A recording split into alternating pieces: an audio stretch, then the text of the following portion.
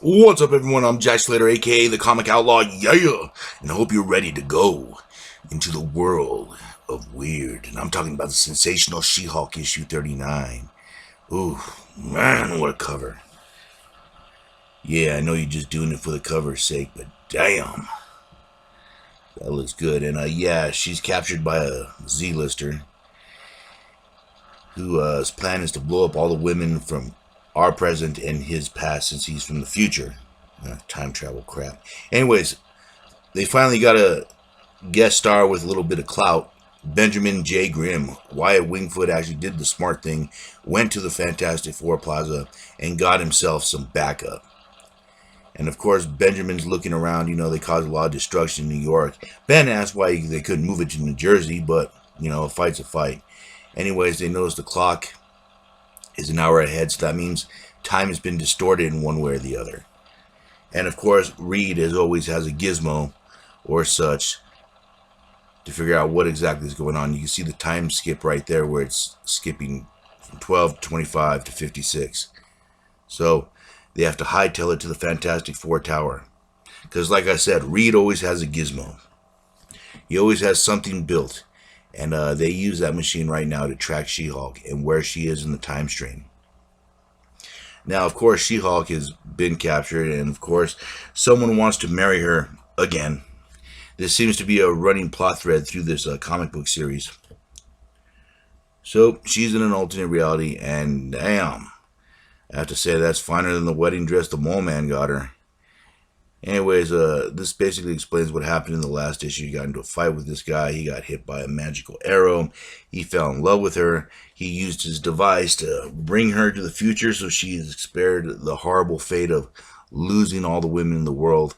And of course, he's explaining this to the scientist who invented the gene bomb that's going to go back to the past to destroy all the women. But damn, I agree with him. Look at that lovely, lovely creature. Oof. A vision indeed. Anyway, She-Hulk's trying to convince him, this would be a stupid idea to kill all the women in the past, but nobody's listening. This guy, of course, is all in. He wants the destruction of all the women in the past as bad as the other guy. So the scientist kind of explains that to She-Hulk, that they're going to send it to the past and it's going to age all the women 400 years and they're just going to turn into bone right then and there, leaving nothing but the men. But right when they're about to hatch that plan, guess who teleports in? Yup, Benjamin J. Grimm, old Blue Eyes himself, and Wyatt Wingfoot. And this is where people are starting to remember the time streams kind of like in phrase right now.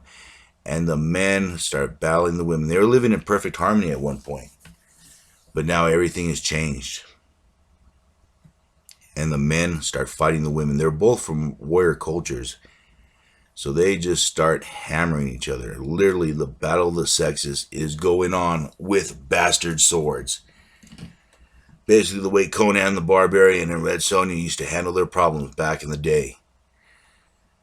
And so the fight is on. And these are two proud warrior races, the men and the women.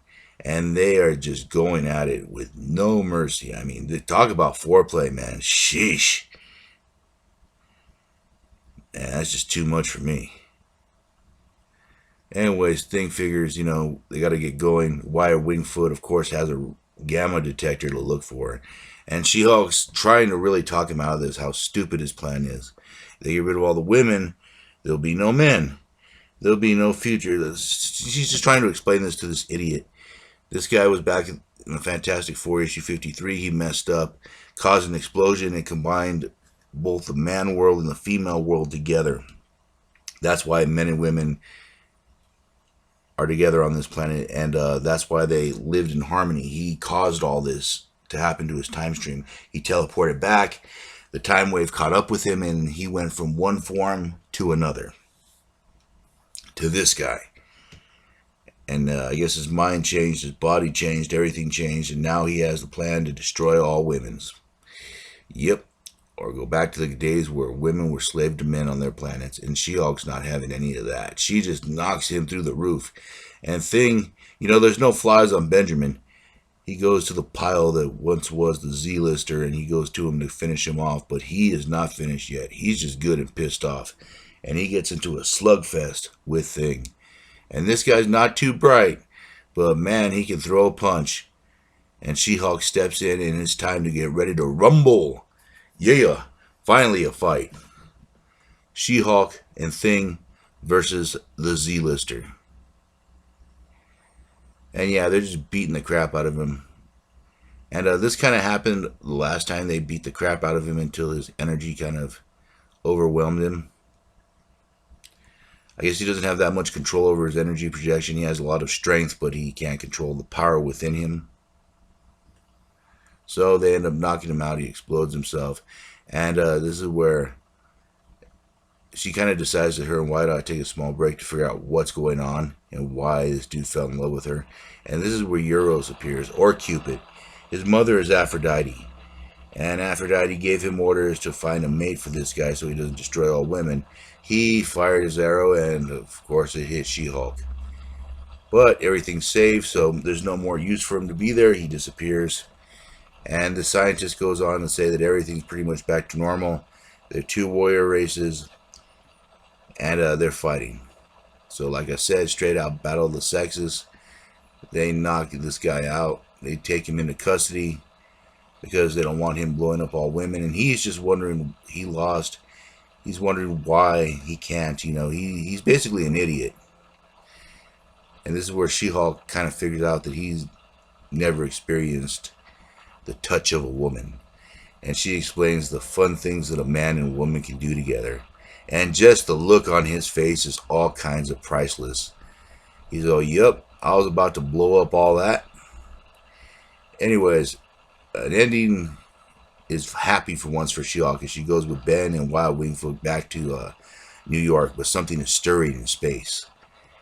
She-Hulk's allies need help, but that depends on whether or not she's close to her car and she has the time off. Will She-Hulk help her friends in space? We'll find out the next time, won't we? And I'll catch you on the flip side. Yeah.